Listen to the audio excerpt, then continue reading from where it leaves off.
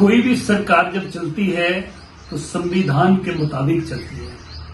हिमाचल प्रदेश सरकार की यानी कि वर्तमान सरकार की बात करें तो मुझे लगता है कि कानून नाम की हिमाचल प्रदेश में कोई चीज बाकी नहीं रही है। एक प्रदेश में सरकार द्वारा एक कानून सबके लिए लागू होता है।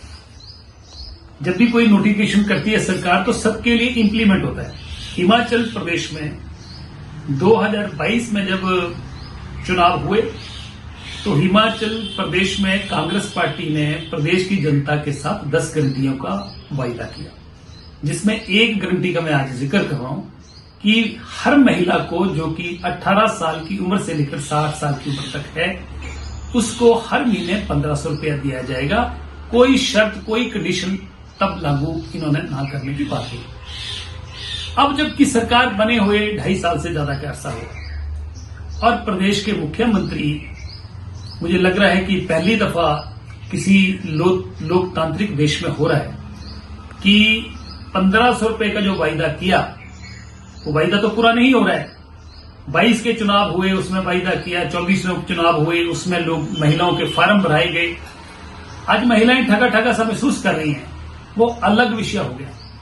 परंतु मुख्यमंत्री ये कैसे कर सकते हैं कि लाहौल स्पीति में जाते हैं तो कहते हैं लाहौल स्पीति की महिलाओं को 1500 रुपए दूंगा, पांगी में जाते हैं तो पांगी की महिलाओं को 1500 रुपए दूंगा, उसके बाद डोडरा कुवार जाते हैं तो वहां की महिलाओं को 1500 दूंगा, वहां उसके बाद कुल्लू में बंजार कसीस उसी में जाते हैं तो 10 पंचायतों के महिलाओं को मैं 1500 रुपए दूंगा। एक प्रदेश में एक कानून बनता है, एक कानून लागू होता है। हिमाचल प्रदेश का जो प्रदेश की जनता ने जो टैक्स के रूप में सरकार को पैसा देती है, उस टैक्स के पैसे का जो खजाना सरकार का जो खजाना है उसके सरकार कस्टोडियन होती है, मुख्यमंत्री कस्टोडियन है। तो क्या ये कोई किसी लाले की दुकान थोड़ी है कि मैं इसको 1500 रुपए दे दूंगा बाकियों को नहीं दूंगा।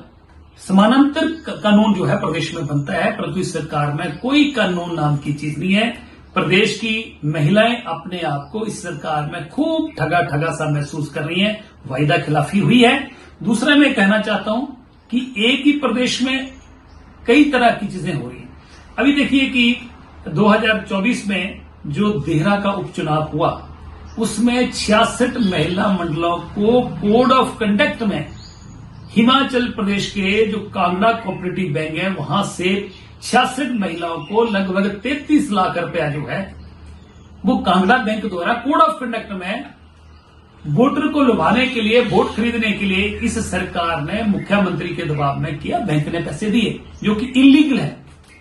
तीसरा कि मैंने पहले भी मुद्दा उठाया था कि ठियोग के पास जो कि मुख्यमंत्री के परिवार की निजी जमीन है, दोस्तों की जमीन है, वहां पर करोड़ों रुपए के डंगे सरकारी खजाने से पीडब्ल्यूडी विभाग द्वारा मिलाए गए। तो क्या एक सरकारी खजाना कोई निजी खजाना थोड़ी है? इसलिए प्रदेश में आप समझ सकते हैं कि ना तो कोई कानून है, ना कोई सरकारी खजाने का जो है वो हिसाब किताब है। और मुझे लग रहा है कि आने वाले समय में बहुत सारे कॉन्स्टिट्यूंसीज इन चीजों के होने वाले हैं।